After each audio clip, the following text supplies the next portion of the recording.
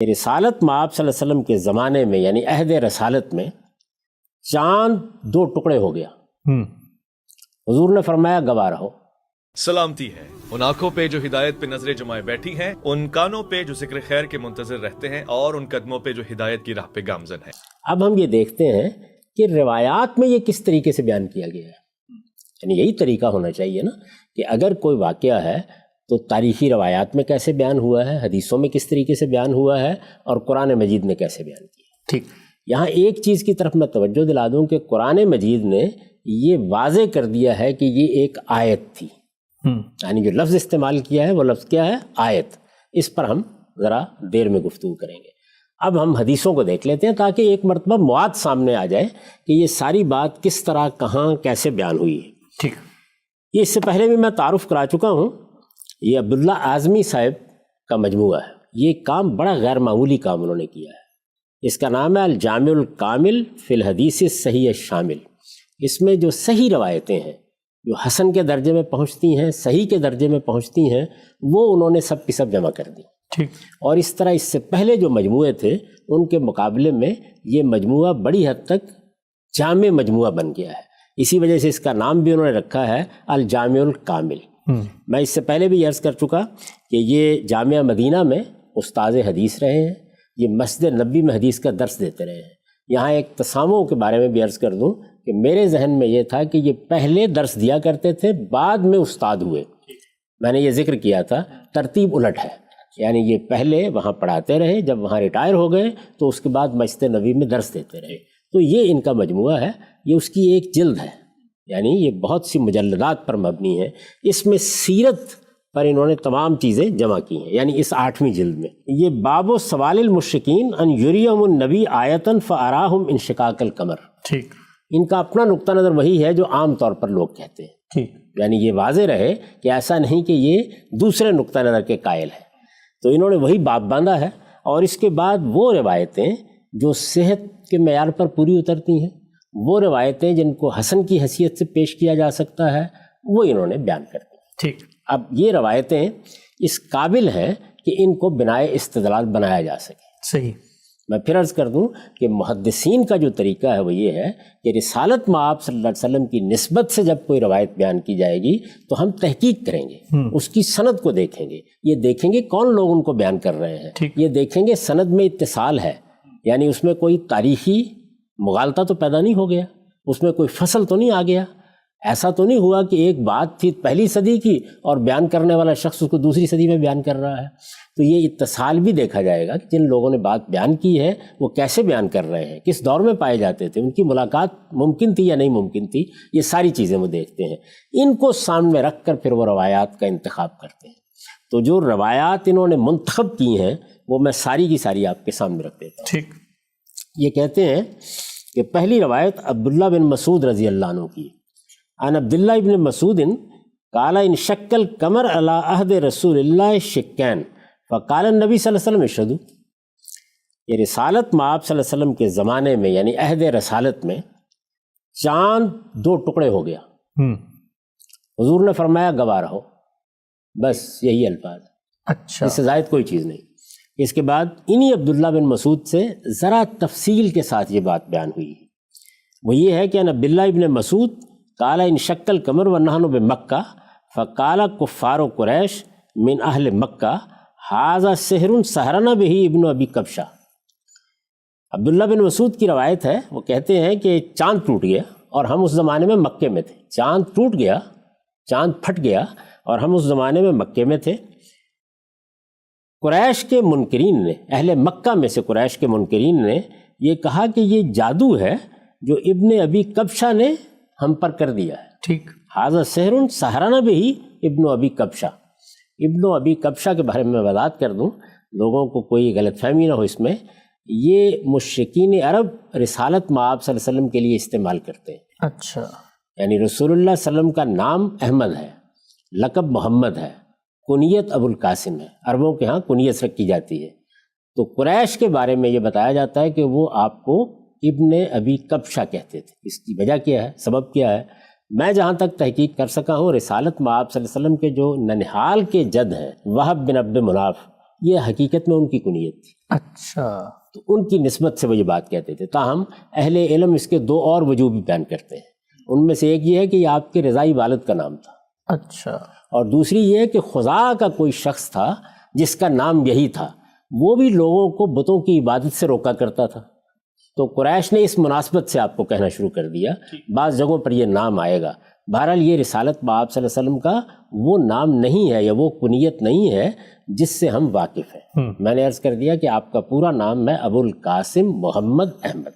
ٹھیک. تو یہ بیان کرتے ہیں کہ جب یہ دیکھا قریش کے کفار نے، قریش کے منکرین نے کہ چاند ٹوٹ گیا ہے، تو انہوں نے کہا یہ جادو ہے، ابن ابی کبشہ نے ہم پر یہ جادو کر دیا ہے. فانظروا الی السفار یاتونکم، ذرا انتظار کرو، آخر باہر سے مسافر بھی تو آئیں گے. فَإِنْ أَخْبَرُوكُمْ أَنَّهُمْ رَأَوْا مِثْلَ مَا رَأَيْتُمْ، اگر وہ بھی آ کے یہ کہیں کہ انہوں نے بھی اسی طرح چاند کو دو ٹکڑے ہوتے دیکھا ہے تو پھر تو مان لو. وَإِلَّا فَقَدْ كُذِبْتُمْ، لیکن اگر ایسا نہیں ہوتا تو اس کا مطلب ہے کہ تمہیں دھوکا ہوا ہے، ٹھیک، جھوٹ بولا گیا تمہارے ساتھ. قَالَ فَمَا جَاءَهُمْ أَحَدٌ مِّنْ وَجْهٍ مِّنَ الْوُجُوهِ إِلَّا أَخْبَرَهُمْ أَنَّهُمْ رَأَوْا مِثْلَ مَا رَأَوْا. لیکن ہوا کیا کہ جو شخص بھی جس جہت سے بھی آیا، مسافر آتے رہتے تھے مکے میں، اس نے یہی کہا کہ ہم نے بھی ایسا ہی دیکھا ہے. اچھا. تو یہ عبداللہ بن مسعود کی ایک روایت ہے. اس کے بعد عن انس بن مالک انہ حدثهم ان اہل مکہ سالوا رسول اللہ صلی اللہ علیہ وسلم یریہم آیا فاراہم القمر شقتین، ٹھیک، حتی راؤ حرا بینہما.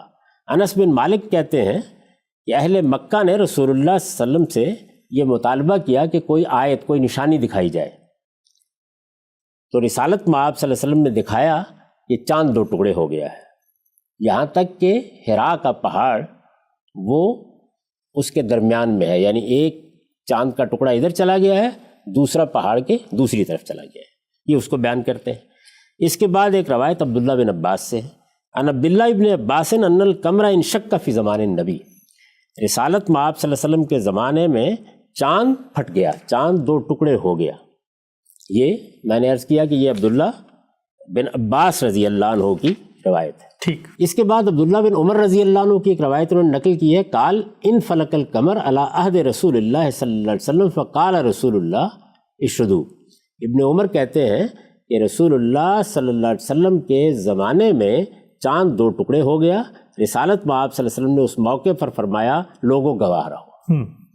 یہ روایات جو صحت کے معیار پہ پوری اترتی ہیں، جو صحیح یا حسن روایتیں ہیں جو انہوں نے جمع کر دی ہیں. آپ باقی بھی حدیث کی سب کتابوں کو اگر دیکھیں گے تو وہ یہی ہے.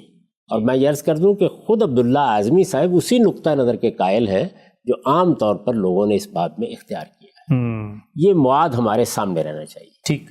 اس کے سوا جو کچھ بھی بیان کیا جاتا ہے اس پر آگے مولانا سید عبداللہ صاحب مودودی تبصرہ کریں گے اور اس سے بالکل واضح ہو جائے گا کہ ان روایتوں کی حیثیت کیا ہے، ان واقعات کی کیا حیثیت ہے، وہ داستانیں کس طرح سے وجود میں آئی ہیں. وہ ایک الگ بحث ہے، وہ آگے جا کے ہو جائے گی. ٹھیک.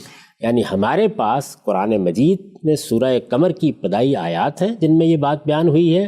اس کے بعد دوسری چیز یہ حدیث کی روایتیں، یہ میں نے آپ کے سامنے سب کی سب پڑھ دی. ٹھیک. ان میں جو بات بیان ہوئی ہے وہ بہت سادگی کے ساتھ سمجھ لینی چاہیے کہ رسالت میں آپ صلی اللہ علیہ وسلم کے زمانے میں یہ بیان کیا جا رہا ہے کہ چاند دو ٹکڑے ہو گیا.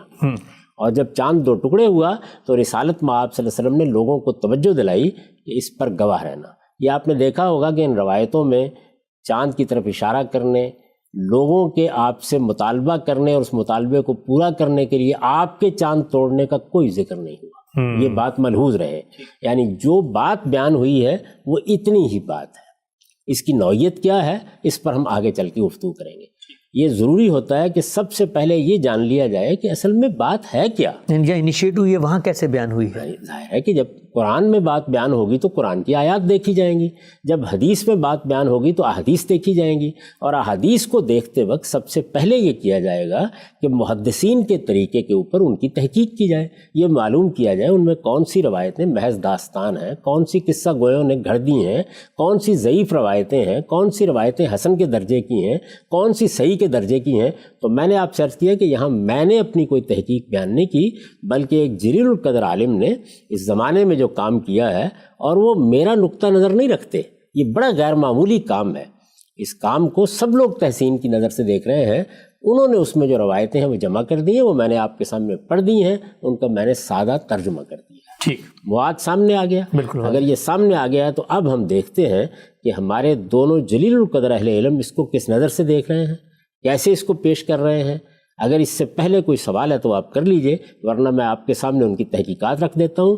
پہلے عرض کر چکا ہوں کہ میں اس میں متفرد نہیں ہوں، میرے نزدیک جو کچھ انہوں نے لکھ دیا ہے نہ اس میں ایک حرف کے اضافے کی ضرورت ہے نہ ایک حرف کی کمی کی ضرورت ہے۔ ٹھیک ہو گیا ہم صاحب، یہ وہ مواد ہے قرآن مجید میں واقعہ ذکر ہوا، بیان ہوا، اللہ نے اس کو آیت قرار دیا۔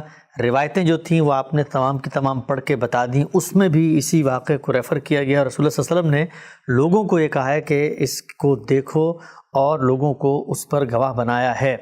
آگے بڑھتے ہیں، بہت بنیادی سوال، تحقیق کا معاملہ، واقعے کا انالیسس۔ جب قرآن نے اس واقعے کے بارے میں یہ کہا کہ یہ آیت ہے، نشانی ہے، تو ہم تو عام طور پر جب یہ سنتے ہیں کہ اللہ تعالیٰ نے نشانیاں دکھائی ہیں تو وہ معجزات کی طرف ہی ذہن جاتا ہے۔ مجھے بتائیے گا کہ یہاں پر یہ جو لفظ آیت آیا ہے اس سے کیا مراد ہے، اور قرآن مجید کیا اس کو کسی معجزے کی طرح ریفر بھی کر رہا ہے؟ یہ بات تو بہت واضح ہو گئی کہ قرآن اس کو آیت کہہ رہا ہے۔ ٹھیک، اسی کا حوالہ آپ نے دیا ہے۔ ٹھیک، اب یہ سوال پیدا ہوتا ہے کہ آیت کا لفظ قرآن مجید کن کن پہلوؤں سے استعمال کرتا ہے۔ اگر آپ قرآن مجید میں مختلف جگہوں پر دیکھیں کہ یہ لفظ کن مفاہیم میں استعمال ہوا ہے، کن پہلوؤں سے استعمال ہوا ہے، تو 4 بنیادی چیزیں آپ کے سامنے آئیں گی۔ صحیح۔ پہلی چیز جس سے ہر شخص واقف ہے، عارف و عامی کو معلوم ہے کہ قرآن مجید میں صورتیں آیات کا مجموعہ ہے۔ چنانچہ فواصل کے لحاظ سے قرآن مجید میں جو جملے ہیں یا جملوں کے مجموعے ہیں ان کو ہم آیت کہتے ہیں۔ ٹھیک، اس بات سے آپ بھی واقف ہیں، میں بھی واقف ہوں، ہر شخص واقف۔ ان کو آیت کیوں کہا جاتا ہے؟ یعنی یہ قرآن مجید ہے، اس کے جملے ہیں، کیوں آیت کہا جاتا ہے؟ یہ گویا اللہ کی معرفت کی نشانی ہے۔ یہ کلام آسمان سے نازل ہوا ہے، اس کو جب آپ پڑھتے ہیں تو اس سے آپ اللہ تعالیٰ کی صفات کو جانتے ہیں، اللہ تعالیٰ کے سنن کو جانتے ہیں، اللہ تعالیٰ انسانوں کے ساتھ کیسے معاملہ کرتا ہے اس سے واقف ہوتے ہیں۔ اور چونکہ یہ اللہ کا کلام ہے، اپنی ذات میں معجزہ ہے، اس کلام کے اندر اللہ تعالیٰ کی اس صفت کا ظہور ہوا ہے کہ جو گویا پکار کر بتا رہی ہے کہ یہ کسی بشر کا کلام نہیں ہو سکتا، تو اس کے ایک ایک جملے یا جملوں کے مجموعے کو اس کے فواصل کے لحاظ سے آیت کہا جاتا ہے۔ یہ آیت کا ایک استعمال ہوا۔ اس کے بعد اللہ تعالیٰ نے یہ دنیا بنائی ہے، یہ کائنات ہمارے سامنے ہے، میرا وجود ہے، آپ کا وجود ہے، بہت سی مخلوقات ہیں، ان میں سے بھی ہر چیز اللہ کی آیت ہے۔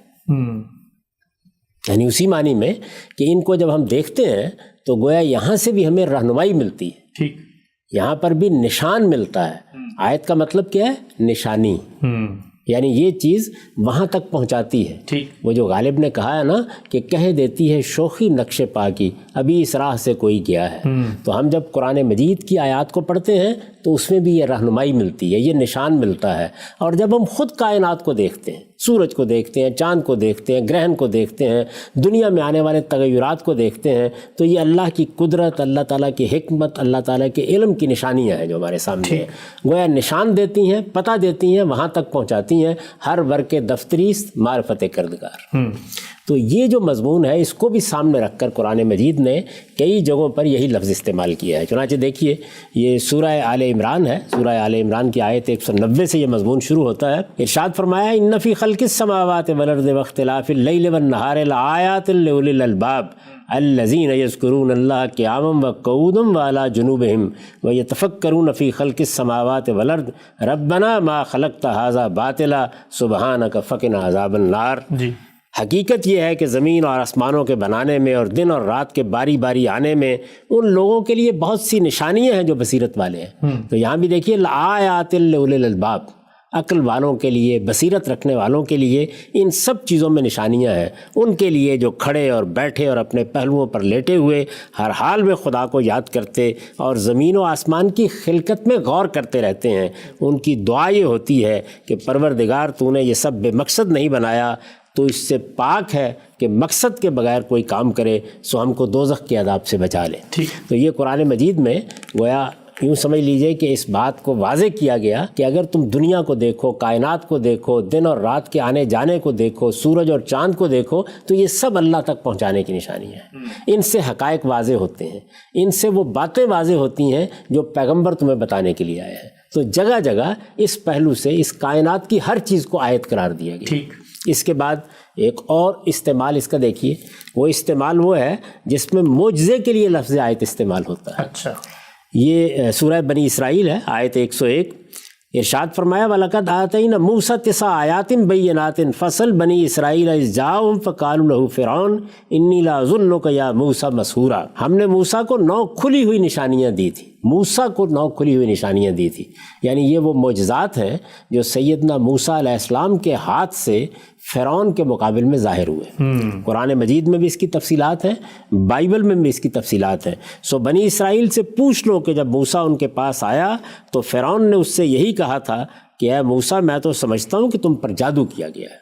यानी उस मौके पर जब फ़िरऔन ने बात मानने से इनकार कर दिया, इस तरह की बेहुदा बात कही, तो उसके जवाब में अल्लाह ताला ने फिर 9 निशानियाँ सैयदना मूसा अलैहिस्सलाम के हाथ से नमूदार करके दिखाई। ठीक। उनकी तफसीलात से लोग वाकिफ़ हैं। तो इससे मालूम हुआ कि मोजज़े के लिए भी ये लफ्ज़ इस्तेमाल होता है। यानी सैयदना मूसा अलैहिस्सलाम को असा दिया गया, वो भी एक आयत है। सैयदना मूसा अलैहिस्सलाम का यद बैज़ा था, वो भी एक आयत है। उनके ज़रिए से फ़िरऔन पर बहुत सी आफ़तें आईं, उनमें से भी एक आयत है। तो अल्लाह ताला की वो आयात जो किसी पैगंबर के वास्ते से ज़ाहिर होती हैं, और उनको आप खर्क़ आदत भी कह सकते हैं, उनको आप मौजज़ा भी कह सकते हैं, इसलिए कि आम कानून से हटकर कोई मामला हो जाता है। ठीक। कुरान मजीद ने यह लफ्ज़ इस मफ़हूम में भी इस्तेमाल किया है और जगह जगह इस्तेमाल किया है। इसी तरीके से अब आप ये देखिए कि कुरान मजीद एक और पहलू की तरफ इशारा कर रहा है। ये सूरह हामीम सजदा की आयत 53 है। उस्ताद इमाम का मैं आपके सामने इक़्तिबास रखूँगा, उन्होंने भी इसको मौज़ू इस्तिदलाल बनाया है। इसमें क्या फ़रमाया है, सनुरीहुम आयातिना फ़िल आफ़ाक़ि व फ़ी अनफ़ुसिहिम हत्ता यतबय्यन लहुम अन्नहुल हक़ अवलम यकफ़ी बिरब्बिका अन्नहु अला कुल्लि शैइन शहीद। इन्हें अनकरीब हम अपनी निशानियाँ आफ़ाक़ में भी दिखाएंगे और ख़ुद इनके अंदर भी। ठीक। यानी अब देखिए, एक निशानियाँ वो हैं जो इस वक्त चाँद में, सूरज में, दुनिया के निज़ाम में, रात में, दिन में नज़र आ रही हैं। ठीक। एक वो निशानियाँ हैं जो कुरान की आयात की सूरत में आपको दी गई हैं, आप उनको पढ़ते हैं। एक वो निशानियाँ जो मौजज़ात की सूरत में किसी पैगंबर के हाथ पर नमूदार होती हैं, और एक वो निशानियाँ हैं कि जो अल्लाह ताला ख़ुद अनफुस व आफ़ाक़ में दिखाते हैं। तो इसमें ये बताया गया कि अनकरीब वो वक्त आने वाला है कि जिसमें हम कुछ निशानियाँ दिखाने वाले हैं, वो तुम्हारे अंदर, यानी कुरैश मक्का को कहा है, तुम्हारे अंदर भी ज़ाहिर होंगी और आफ़ाक़ में भी ज़ाहिर होंगी। तो कुरान मजीद से ये मालूम हुआ कि ये 4 पहलू हैं जिनसे लफ्ज़ आयत कुरान मजीद में इस्तेमाल हुआ है। ठीक। चुनांचे महज लफ्ज़ आयत के आ जाने से ये इस्तदलाल नहीं किया जा सकता कि ये किसी मोजज़े का लाज़मन ज़िक्र होगा।